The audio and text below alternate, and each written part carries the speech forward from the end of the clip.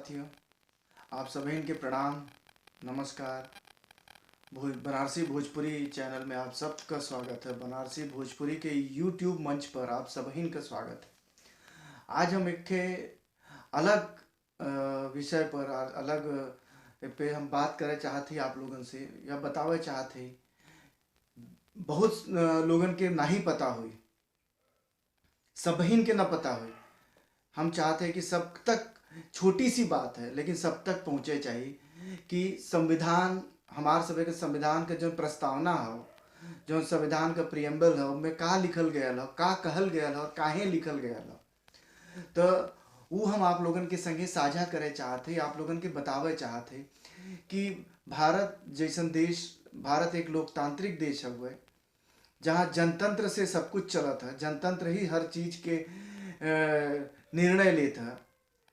सरकार केकर बनी, का बनी, कैसे बनी, जौन भी हुआ वो जनतंत्र में सरकार का बनावे का अधिकार जो है ये लोकतंत्र में इस संविधान से ही मिलल हुआ है। तो हम चाहते हैं कि आप लोगन के उस संविधान के बारे में, कम से कम प्रस्तावना के बारे में आप लोगन के कुछ पता चले, आप लोगन के मालूम रहे, तो ले आप लोग समझे का कोशिश करें कि का हो ये असल में संविधान का हो।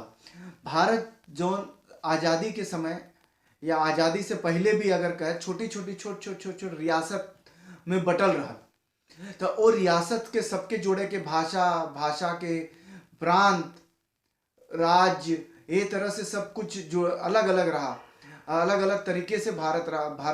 भारत तो नहीं रहा, अखंड भारत तो नहीं रहा, वो विखंडित भारत रहा कि एक जगह का राजा अलग है, वो उनसे लड़के वो करे के देखत रहे। लेकिन अंग्रेजन के आए के बाद कुछ तो चीज बनल कि जहां एक जगह से राज्य चालू भा।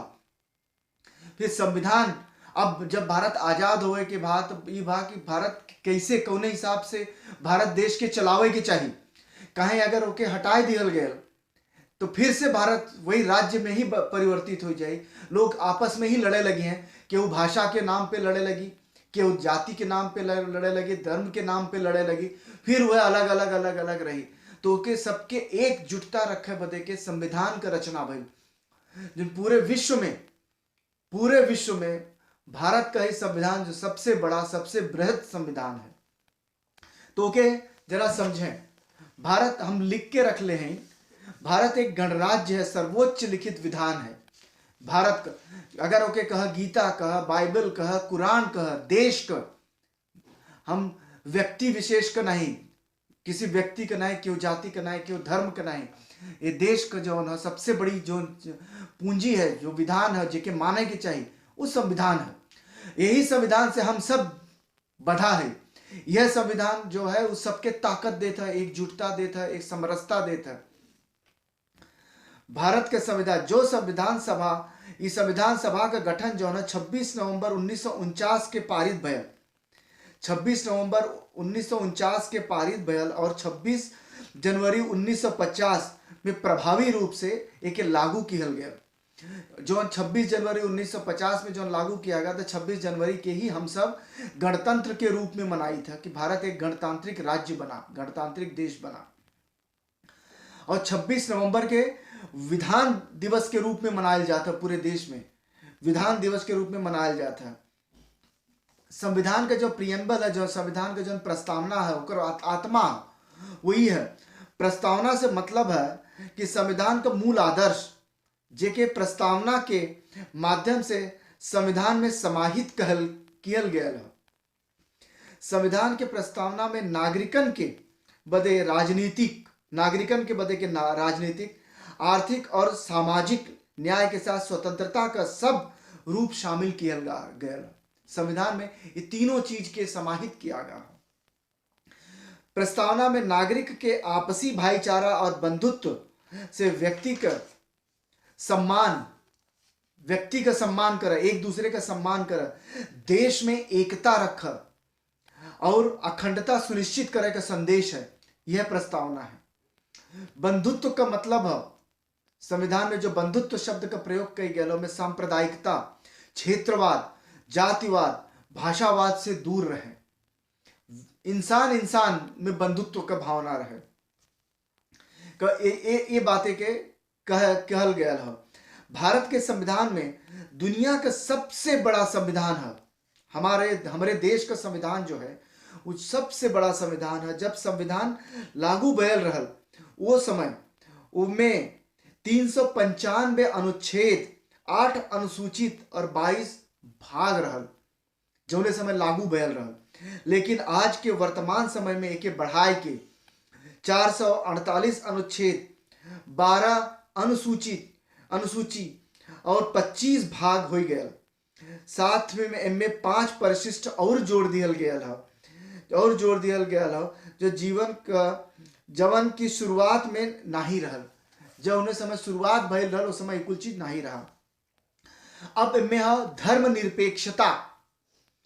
धर्मनिरपेक्षता का समाजवाद और धर्मनिरपेक्ष शब्द संविधान के 1976वें 42वें संशोधन में एके डालल गया है। प्रस्तावना में एके जोड़ल गया। शुरू में ये चीज नहीं रहा। शुरू में क्या रहा, धर्मनिरपेक्ष के जगह पे रहा पंथ निरपेक्ष शब्द का प्रयोग किया गया रहा। अब एक पंथ निरपेक्ष शब्द के हटाए के धर्मनिरपेक्ष जोड़ल गया 1976 में 42वें संशोधन के द्वारा एके जोड़ल गया। ई अपने सबहिन के नागरिक के, अपने सबके नागरिक के जाति, रंग, नस्ल, लिंग, धर्म या भाषा के भेदभाव किए बिना सबके बराबरी का हक देवे का अवसर देवे का बात किहल गया। ये हमारे सभी के संविधान हो। आज मूल रूप से हमारे संविधान के संगे छेड़खानी चालू है, संविधान के संगे खेल चालू है। तो हमारा देश अभी के समझे, अगर आज हम संविधान के अगर हम सब छोड़ के धर्म पे आ जाए तो ये देश के विखंडित हुए में क्यों नहीं रोक सके। सब अपने अपने अलग अलग तरीके से काम करे लगी।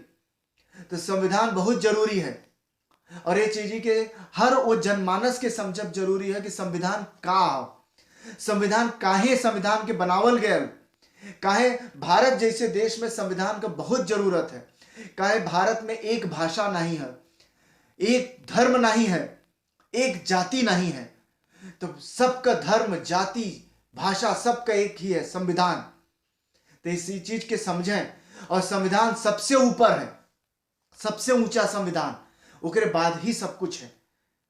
तो जे भी एक सुना था समझे का कोशिश करें और जे भी यूट्यूब के मंच पे जे के भी बढ़िया लगे ओके सब्सक्राइब करें और एक आगे बढ़ावे, लोगन के समझे के चाहिए और एक समझे का कोशिश करें। यह हमारा लक्ष्य हुआ है। सभी के प्रणाम, नमस्कार, धन्यवाद।